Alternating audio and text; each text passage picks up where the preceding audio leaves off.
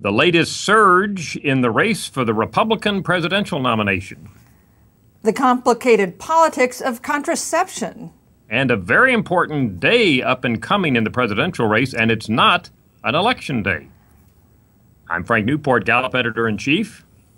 I'm Susan Page, Washington bureau chief for USA Today. And this is Election Matters.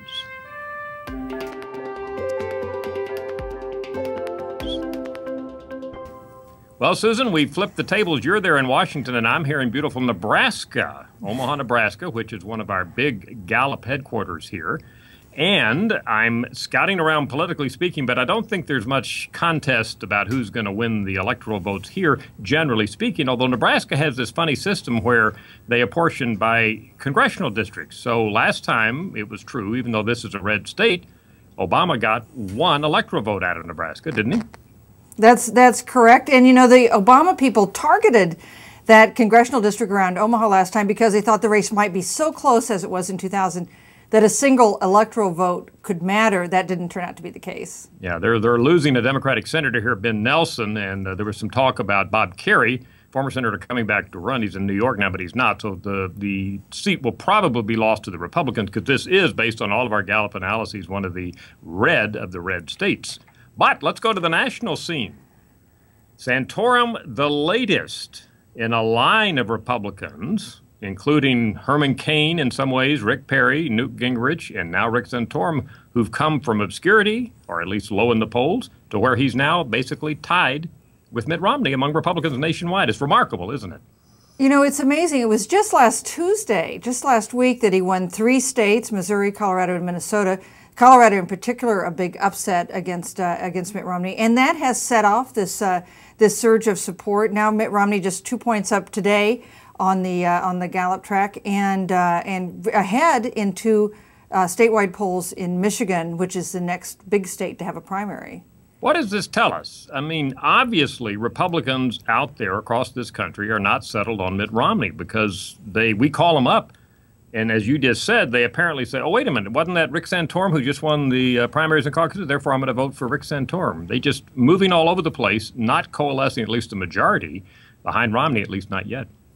And, you know, previously we saw that debate nights had a big effect on standing. And now we're finding that when voters are actually going to the polls, the results of these votes end up having the same kind of effect. These big swings that we would expect. The swing for Santorum, 14 points in 10 days, is the biggest yet. But what we found with the others is they go up and then they come back down, and you still have Mitt Romney there being pretty steady at 25 or 30%. So we'll see if Rick Santorum can hold on to the wave that he's now riding. We have a little lacuna, a little period of time here without political activity before the next big primary votes, and that's Michigan, where you're going to do some reporting, I know, and also Arizona. One would think that Mitt Romney would do well in Michigan. That's where his father, of course, was governor, George Romney, and in Arizona, which is close to Utah, and, you know, where he's had some strength in that area of the country. But right now, there are at least a couple of polls showing him behind in Michigan, right? You know, it's interesting with Michigan. Will he get kind of a home state advantage? He was born there. His father was governor there. But he was elected governor not of Michigan himself, but of Massachusetts. And he's well known for his ties to the Salt Lake City Olympics. So I think there's some question about people whether Michiganders really think of Mitt Romney as one of their own. You know, another thing, the auto bailout, which Mitt Romney opposed, is pretty popular in Michigan, and especially in the Detroit area, the auto capital.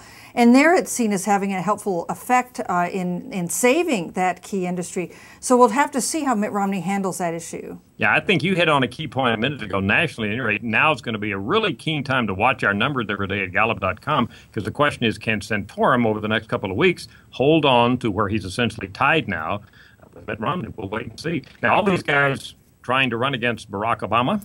He's now at 46% approval in our latest Gallup number. He went up to 49.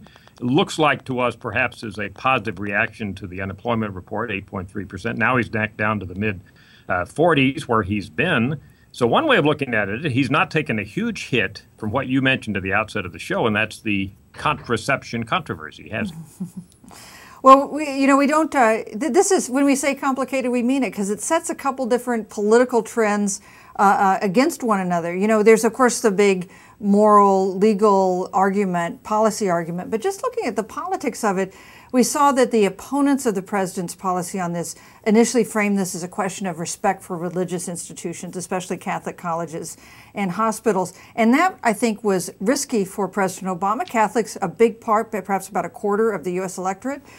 I think that's the White House has tried to turn that around to a question about access to a women's health issue. And we know that women are one of the big swing groups, a critical group in U.S. elections. So perhaps this was a problem for the White House. Initially, they may have been able to negotiate this and the compromise that they've now put forward in a way that puts the Republicans perhaps more at risk politically. Yeah, we'll see what happens. Of course, we'll follow Obama's approval rating to see if it moves down among everybody and among Catholics, and we'll do some polling on the issue itself and see if we see any hit from it going forward. Clearly, the Republicans are gleefully jumping on this issue because they can use it to criticize his health care bill and to criticize big government, to criticize his intrusion into religion. A lot of things Republicans like about this, as you say. We'll see what happens. You know, Susan, the economy is still a big issue. Our economic confidence rating here at Gallup is looking very good. And, of course, that's good for Obama. For last week, we saw it as low as we've seen it going all the way back to last February. So clearly, Americans' consumer confidence, economic confidence getting more positive. And that's, generally speaking, got to be good for the president.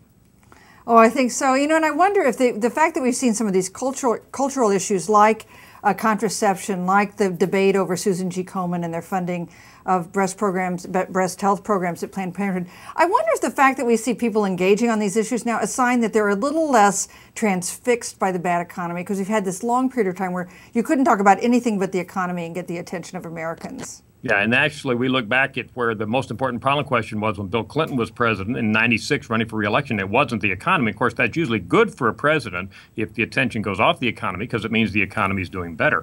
But I mentioned at the outset a key day, and that date is March 2nd that I was referring to, and that's not a voting day. That's the Friday when the February unemployment numbers will be released by the BLS. Bureau of Labor Statistics of the U.S. government. You know, the unemployment is looking good. Everybody's happy. But, you know, our tracking here at Gallup, Susan, is showing that unemployment's going back up some at about this point.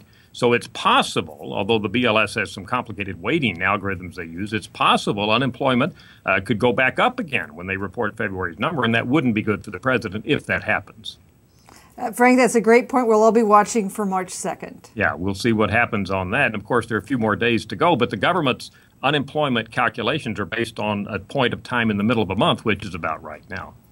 Good luck in Michigan. We'll look forward to your reporting back from what's happening in that key state, which is still a couple of weeks away. And the next, along with Arizona, big political event to occur in this fascinating race. I'm Frank Newport, Gallup Editor-in-Chief. I'm Susan Page, Washington Bureau Chief for USA Today. And this is Election Matters.